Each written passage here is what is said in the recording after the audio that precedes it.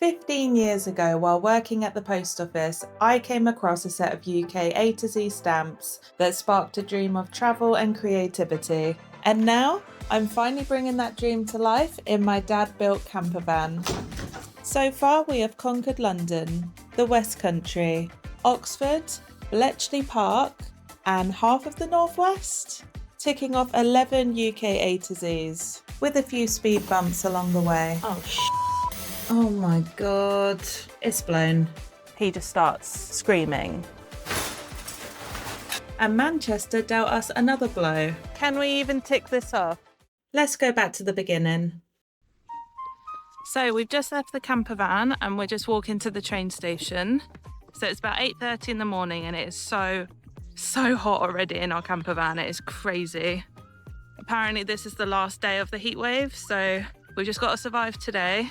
We wanted to be up and out quite early so we can avoid being out too late in the afternoon where the sun gets really hot.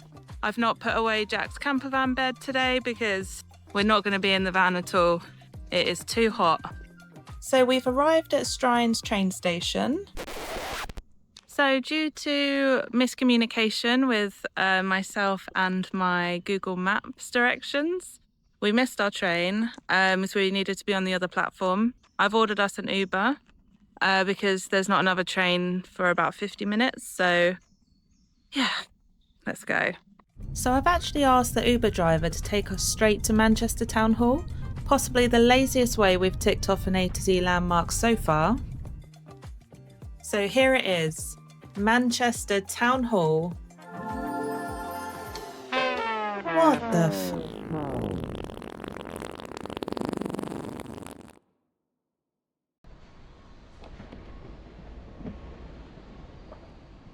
What the hell? Can we even tick this off? It is literally completely covered up. What? We walked the full length of Manchester Town Hall twice and still couldn't catch a glimpse of this beautiful building. So I knew the Town Hall was under construction before we came here, but I didn't realise it was this bad. When I read on their website, I swear I saw that they said that they took the scaffolding down. They must have just meant like a small section of it had been taken down because it is completely covered.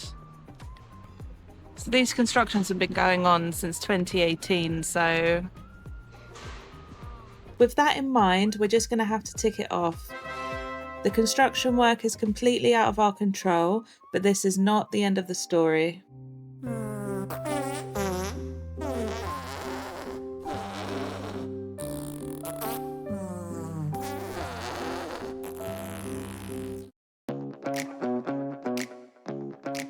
So we pick ourselves up and remember we're in Manchester. Let's take a look around. That's the John Rylands Library, the Central Library,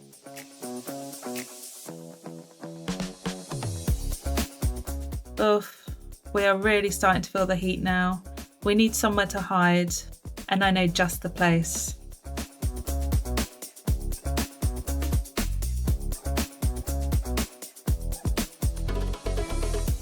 For those of you who haven't been to the Trafford Centre, how do I explain it?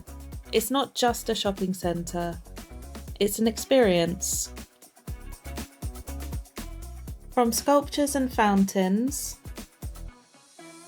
to the recreation of the Titanic staircase, it really is on another level.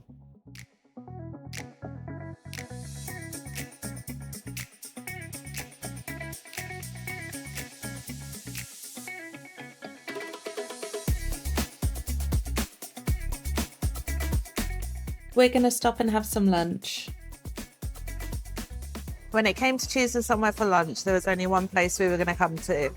I need my home comforts right now.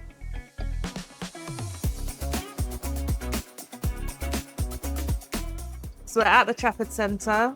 We needed somewhere that was indoors and air conditioned. This place is perfect because you can easily spend a whole day here. And that's just what we did. Oh.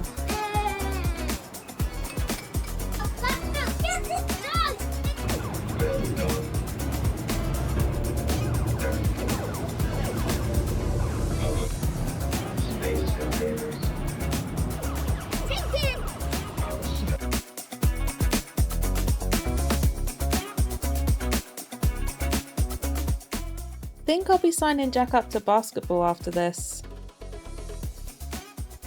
We spend some more time exploring the Trafford Centre and do a bit of shopping. Everywhere you look, there is another detail to admire. From palm trees to the themed architecture, it is an absolute stunner. The New Orleans section is a highlight.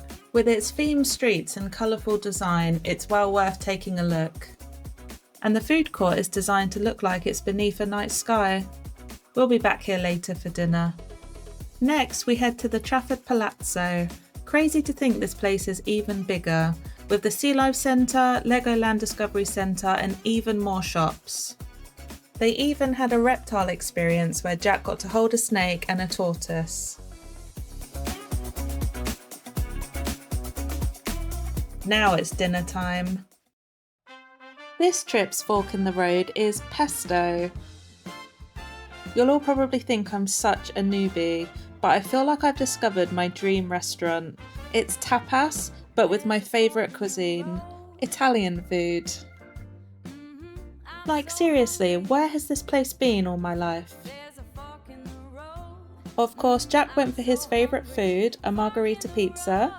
As for me, I chose arancini, Tuscan chicken wings, and roasted vegetables. It was all divine.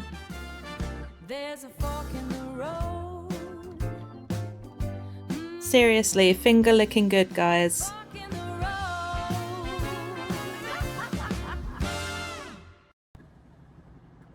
We're now approaching Flans. We picked up some water pistols to help us keep cool. It is so on when we get to the van.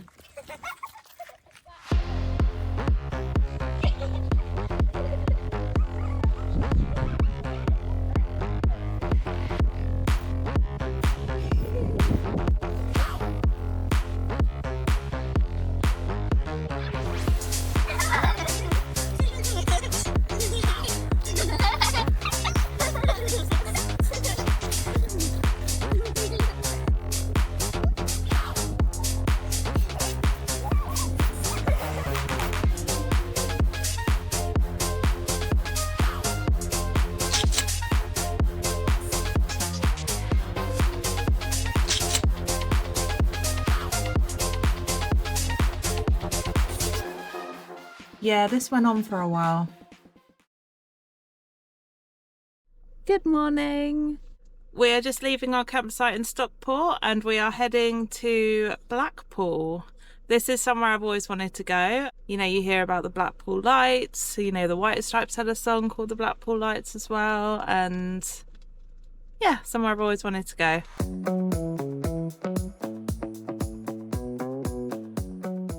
We've just arrived at our campsite, Hampton Road Social Club. Time to set up.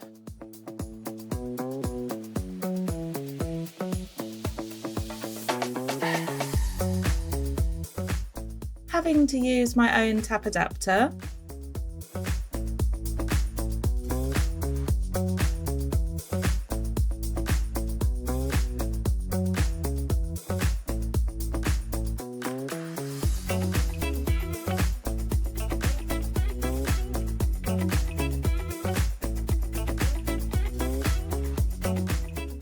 Now we're all set up, let's take a look around the campsite. Park up closer, we're finally here. So the campsite was quite pricey at £40 a night. I think that's because it's attached to a social club, which is free to use during your stay. We're here for the location though.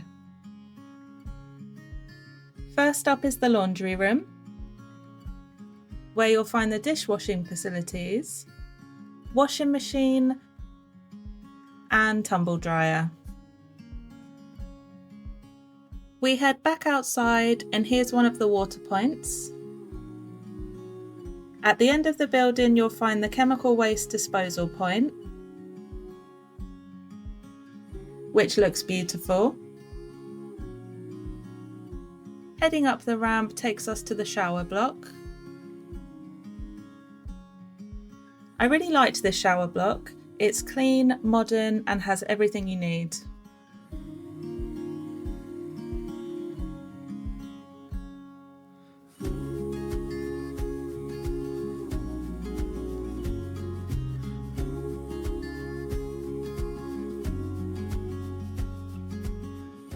This is the fire point, reception, and another water point. And here's the entrance and exit. I just hope this double barrier with a padlock doesn't cause us any issues when we come to leave on Friday. We've just arrived at South Pier, one of Blackpool's classic seaside attractions, packed with rides, arcade games, and traditional pier entertainment. Anyone else getting big vibes from this Zoltar machine?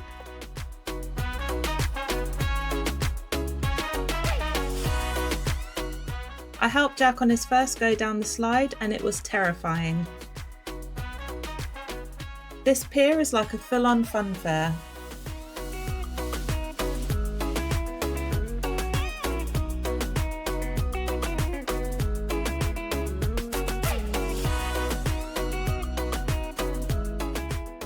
I had no idea Blackpool had sandy beaches.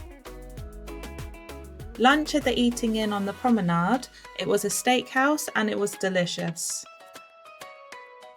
A stick of rock is a must at any seaside town. We head towards Blackpool Tower. This place is like Brighton on steroids.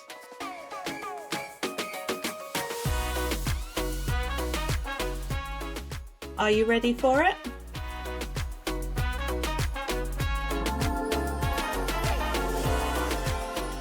We've got our tour booked for tomorrow and the sun is so bright I can't see a thing.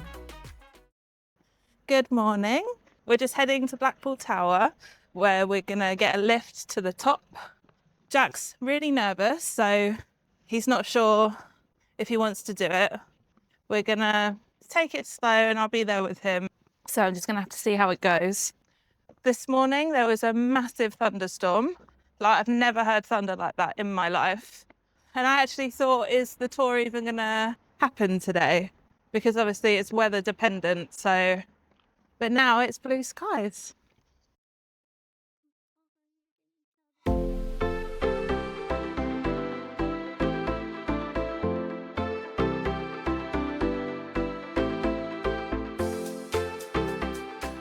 Check out our super cool 3D glasses for our immersive cinema experience.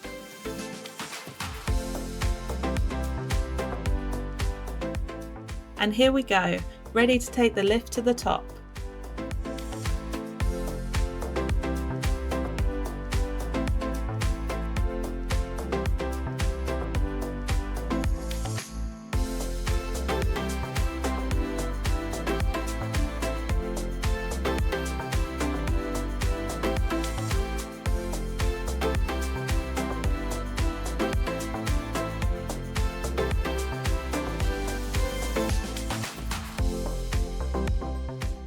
Jack's happy. First things first, let's get him settled.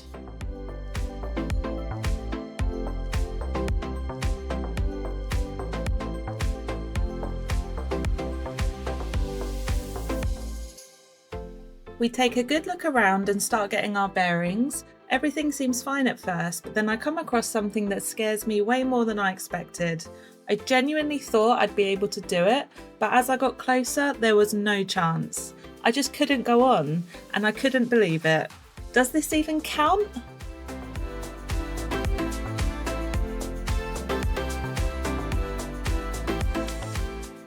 After a few more failed attempts, I finally decided to ask for help. This man and his family were so nice, and they'd been encouraging me from the beginning.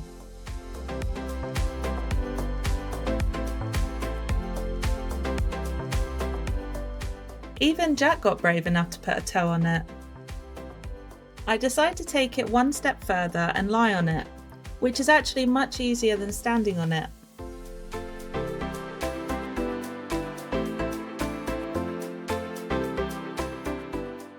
Scary. So we finished Blackpool Tower actually. Oh yeah, I'm crossing this off the list. Definitely.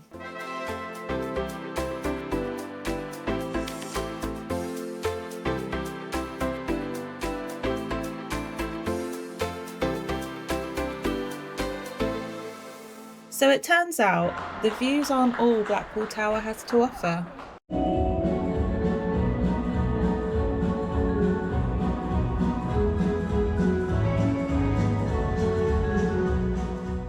It's easy to see why the Tower Ballroom is so famous. The architecture is stunning, and it's been at the heart of ballroom dancing for well over a century.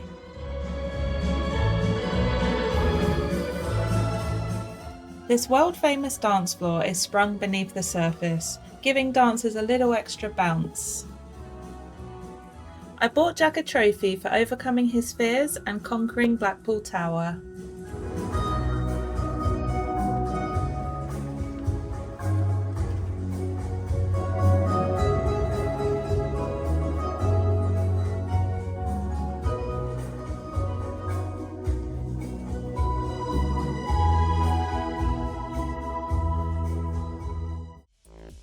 Next, lunch in the Wild West Diner, then it's back to exploring the town.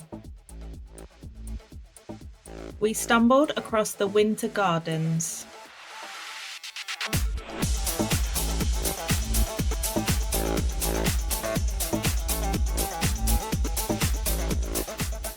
And wow, what have we found?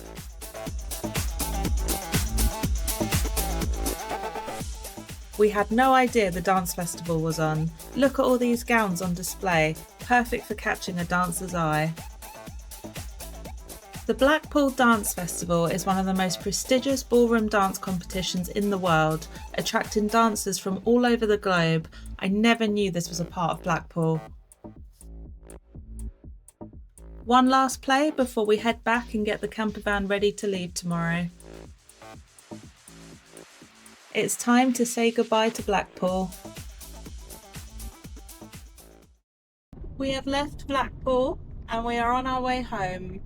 So I decided to go from Blackpool straight down to Sussex, which is a very long way, so we've been stopping at services every couple of hours. I wanted to leave a lot earlier this morning, but we had real trouble getting out of our campsite. So you know how like most campsites, they give you a fob to open the barrier to get out? Well, they had two barriers and one of them had a padlock on it and nobody had a key to that. So I don't really know what the point of giving us a fob was, but hey ho. So I reached out to them last night and said, look, I want to leave early. I need to head down to Sussex. So, you know, I need somebody to let me out. And they were like, oh, well, we're not going to be at work till 8:30, 9 o'clock. And I said, that's too late. So the woman was like, well, what time do you want to leave? And I said 7, like at the latest. She said she'd give me a key. So I go over to the barrier with her and she shows me what I need to do to get out in the morning. And then she's like, oh, you know what? Don't worry. I'll make sure I'm here for 7 o'clock so you can leave. I'll let you out at 7. So I'm like, are you sure? Like, how far away do you live? Like, are you sure? Because she didn't start work till 8:30, 9. And she was like, I only live 2 minutes down the road. It's fine. I'll be here 7 o'clock. I'm like, okay, thank you so much. That's so nice. So I get up at 5 a.m. something, you know, pack up our van, you know, like disconnect the electric, empty the water tanks, turn the gas off. I made sure I was there at 5 to 7, sat there and waited for her because I thought she's doing me a massive favour. The last thing I want to do is take the piss and not be there. And guess what? She wasn't there. So it was completely the other way around. Clearly she didn't have my worries of letting people down and all of that jazz. So I'm not sure how long we sat at that gate for, but we didn't leave till about maybe like 7:45. Like, she was like a good half an hour late, I would say. So whilst I was sitting there waiting, I was getting more and more angry. So I decided to be productive and I stripped my bed ready for washing when I get home. I cleaned the toilet, you know, just like did stuff that I'd have to do when I get home anyway. But still, it was so annoying. And I was like this close to calling the police because it's a bit like renting somebody an Airbnb and then locking them in and not letting them out. That's kind of how I felt. Like, I'd paid to stay at that campsite, but it's like I couldn't leave. You know, it's not just me, it was everybody. They literally lock you in. Like, what happens if I'd have had an urgent call from my family down south? and you know, I needed to leave and like get down there as quick as possible. So yeah, I was not impressed, was not happy. I think that should be illegal personally. That's my rant over. Yes, my rant is well and truly over. But Manchester Town Hall, that still stings. So the issue we've got with that is the construction started in 2018. So we have no idea when it's going to be finished. I spoke to a builder on site and he said they're already like, I can't remember what he said, like 6 or 8 years behind. I just didn't want to not be able to tick it off. Like I was there, I was standing in front of it, and it was still Manchester Town Hall. You know, like this construction is part of Manchester Town Hall's story. So it's still there, it's still valid. So my UK A to Z rules are it has to be on a campervan trip. So I can't just jump in my campervan and drive somewhere for a day trip. It has to be like an overnight stay. And this definitely was. This was like a 7-day long trip. Things that are out of our control are like accessibility, like with Queen's College in Oxford, we couldn't go inside, but it is also a college with students, so they have to protect those students. They can't just let people from the general public come in. So I'm not going to be able to access everything. And if something's under construction, there is really nothing I can do. Although I did ask a builder if I could still go in, like with a hard hat, and he said it's just, they haven't got the insurance for it, basically. So it was still disappointing. Like, I'm a photographer, I want to be able to take nice photos of these UK A to Z landmarks. That's kind of why I'm doing this. And everything else that comes with it is just a bonus, like the education and the experience. I've decided I'm going to do like a bonus episode. All of the A to Zs that have been disappointing and under construction, because Bletchley Park, the mansion of Bletchley Park, had scaffolding all over it. That stung as well. I'm just gonna gather up all of these A to Zs that have disappointed me, and probably you as well, and I'm gonna do a bonus episode. So a check-in on our progress, and we've ticked off 12 A to Z letters and 13 overall with 1 government house. That's amazing. I did not know that I'd come this far already on this journey. This has been very quick progress, which I'm very pleased with. So if you enjoyed this episode, please don't forget to give it a thumbs up. It'll really help our channel. And if you haven't subscribed yet, please consider it. We'd love to have you. And we'll see you on our next episode, which is kind of unknown at the moment. I haven't booked anything yet. So yeah, watch this space. Take care. Bye-bye. Photography, show us what you see.